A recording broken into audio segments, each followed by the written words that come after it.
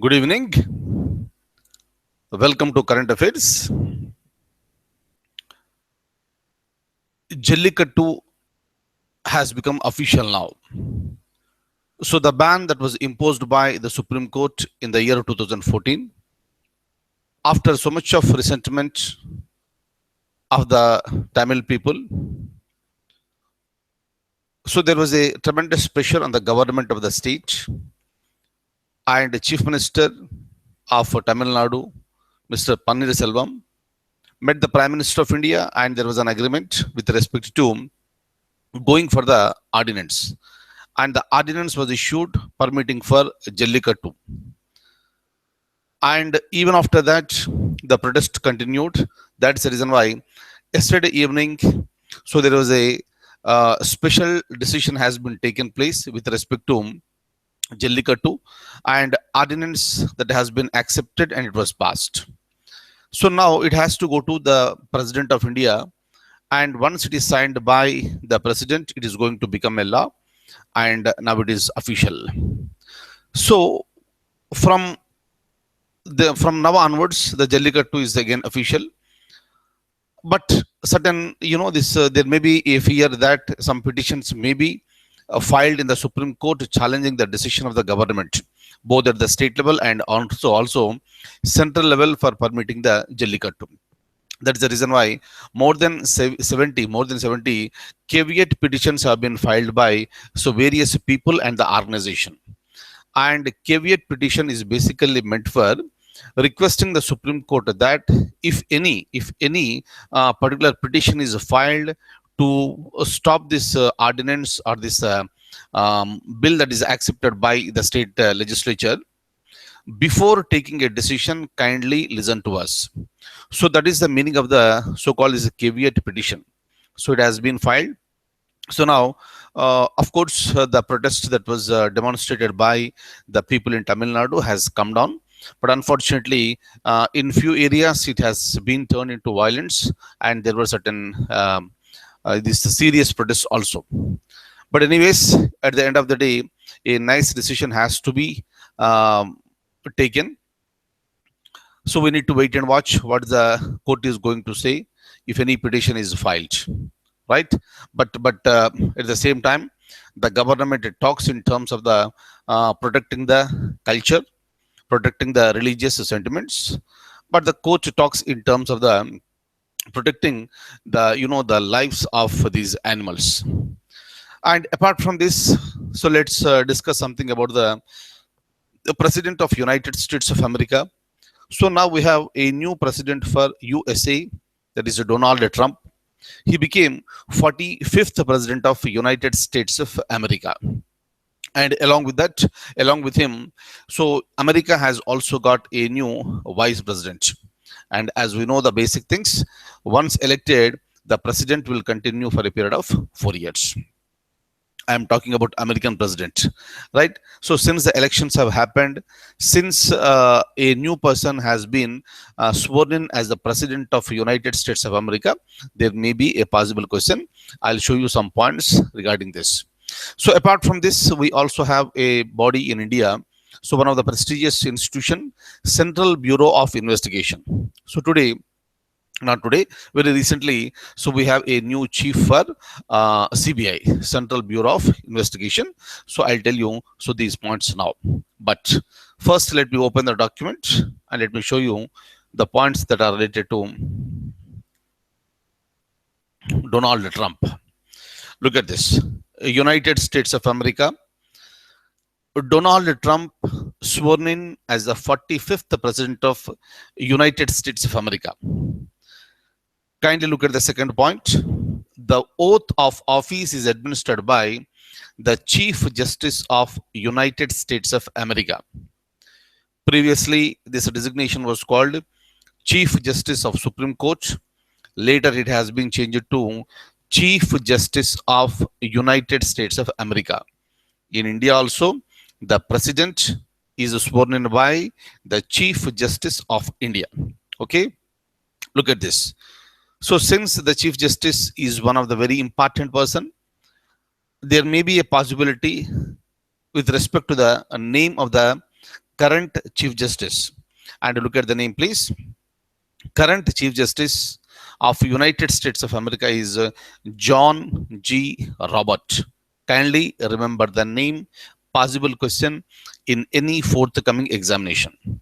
So he is there since September 29th, 2005, and he is the 17th Chief Justice of United States of America. And also make a note, first Chief Justice of USA was John J. Right? And when it comes to Donald Trump, who is the 45th President of United States of America, it was really surprising for the entire world. So this man has got elected, and otherwise the expectations were something else. Hillary Clinton was supposed to be elected as the president of United States of America. Right? That was a big surprise. And finally, this gentleman, Donald Trump, became the 45th president of United States of America. Kindly look at this. Another important one. Mike Pence. Mike Pence has been sworn in as the 48th Vice President of United States of America. Kindly remember very clearly, in any forthcoming examination, name of the president may be a question, right? Name of the vice president may be a question. Name of the current Chief Justice of United States of America is a question. Clear? So you need to be very, very careful. So instead of, Obama, now it is Donald Trump. So instead of Joe Biden, now the current vice president is Mike Pence. Am I clear? So hence this is important for any examination. Kindly remember this. And some other basic points, you already know this. In one of the previous classes, I have highlighted these points too.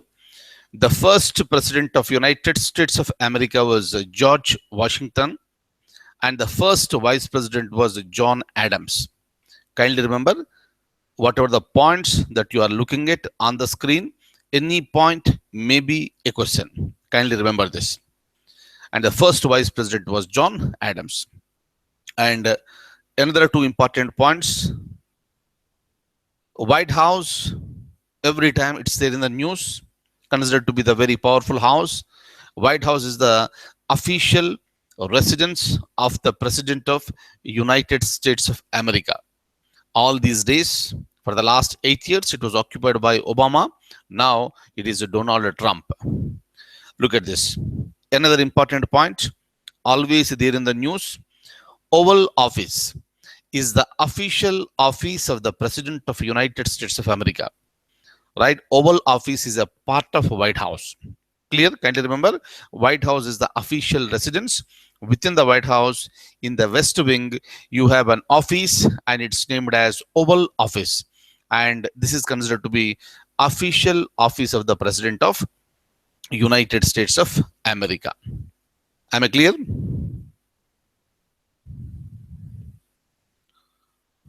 Kindly remember, normally also, America is important for any examination. And especially the elections were conducted recently. And just a few days back on January 20th, Mr. Donald Trump has been sworn as the new president of United States of America. So again, it's very much there in the news. That is the reason why you kindly remember these names. And along with that one, I want you to remember the name of the vice president. That is Mike Pence. Is that okay? And generally what happens, if you look at India, the president elections are conducted separately, vice president elections are conducted separately. Electoral college for the president is separate, and electoral college for the vice president is separate in India. But whereas in United States of America, the president and vice president elections are held simultaneously. In reality, there is nothing like any vice presidential elections. The people will vote for the presidential candidate. And during the election time itself, the presidential candidate will announce that once he becomes the president of United States of America, who is going to be the vice president will be announced well in advance. Meaning, at the time of voting only, people know that if Donald Trump is voted as the president of United States of America, then vice president will be Mike Pence. Am I clear? In the similar manner, previously it was Barack Hussein Obama and the vice president was Joe Biden. So now instead of these two, so we got new pair now. President is Donald Trump and vice president is Mike Pence. Right? And another possible question is that to which party so does he belong to? Donald Trump, a Republican Party. Am I clear? So kindly remember all these points. Next.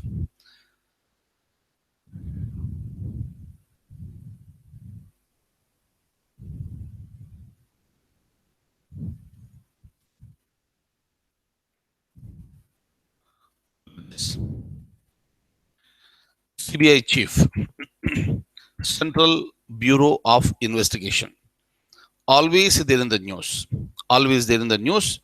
So this is administered by the central government, directly answerable to the Prime Minister of India, and it is managed by Ministry of Personnel, right?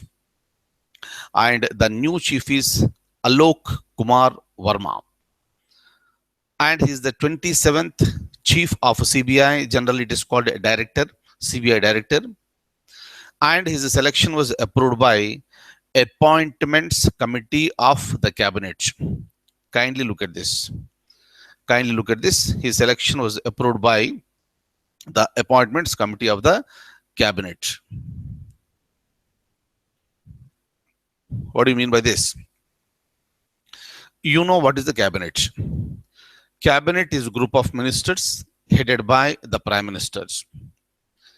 And for the purpose of better functioning, the cabinet is divided into various committees. Right? Political Affairs Committee, Economic Affairs Committee, right? So like, this External Affairs Committee. So like this, you have, that's called Foreign Affairs Committee. So like this, you have various committees within the cabinet. And one of the committees is that Cabinet Committee on Appointments or Appointments Committee of the Cabinet. And kindly remember, for certain committees, the Prime Minister himself is the chairman. And for some other committees, somebody will be the chairman. But here, so we are talking about the Appointments Committee of Cabinet. So there may be a possible question, which was also asked previously, that who is the chairman of Appointments Committee on Cabinet? Otherwise, it is called Cabinet Committee on Appointments. And the answer is the Prime Minister. Am I clear? Kindly remember this one. So all important higher level appointments must be approved by Appointments Committee of Cabinet. Only after its approval, so it will be finalized, then a person will be appointed to the respective position. Clear? So I am talking about the CBI, and now the CBI has a new chief, right? Please remember this name, important. Look at this. So the selection was approved by the Appointments Committee of the Cabinet, and the committee included Prime Minister Mr. Narendra Modi, Mallikarjuna Kharge, Congress leader in the Lok Sabha, and the Chief Justice of India, J.S. Kehar. And this person, Anil Kumar Verma, was set to retire recently, but this appointment means that he will serve for next 2 years. So from now, he will be there for 2 more years. And he handled vigilance work as a special commissioner for Delhi Police Force from 2011 to 2012. And he belongs to 1979 batch IPS. And he has also served as a DG, Director General for Tihar Prisons, and has been the police chief of Mizoram too. Is that okay? So this is the general history regarding this gentleman. But otherwise, kindly remember, what is the number? That is the 27th chief of CBI, and who is the present one? That is Alok Kumar Verma. Am I clear? And how long he is going to be there? From now, he will be there for 2 years. All right. And who approves this appointment? Answer is the appointment committee of the cabinet. Am I clear? Next.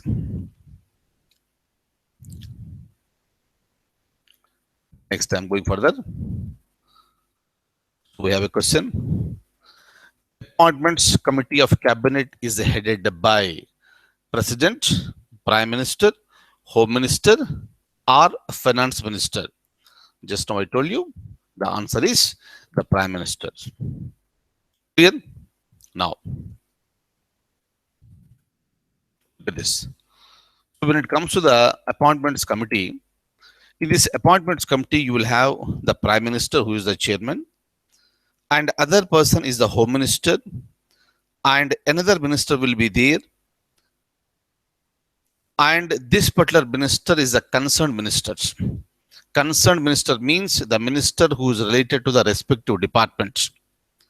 Am I clear? Very, very important. So this is the cabinet committee on appointments or appointment committee of cabinet. Look at this. This is important for subjects like public administration. I want you to have a look at this very clearly. This is generally useful for the people who are writing the civil service examination, and especially for those people who are writing civil services with public administration optional. Look at this. The committee gave a go ahead to compulsory retirement of 2 IPS officers for no performance. Meaning is simple. We are talking about 2 IPS officers. One belonged to 1998 batch and other one belonged to 1992 batch. And these two persons, these 2 IPS officers have been asked to retire compulsorily. Meaning is simple. Basically, they are expected to perform. Right? These are the very rare incidents that will happen. And whenever the concept of the no performance comes into the picture, they'll be asked to get out. Meaning is simple. They'll be asked to retire compulsorily. That is called compulsory retirement. Am I clear?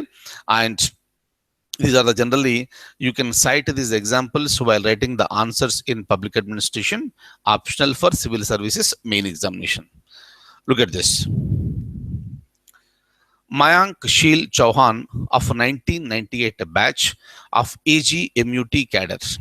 AGMUT, all of you must be knowing, Arunachal Pradesh, Goa, Mizoram, and Union Territory. That is AGMUT cadre. And other person belongs to Chhattisgarh cadre, is Rajkumar Devangan, and he is of 1992 batch.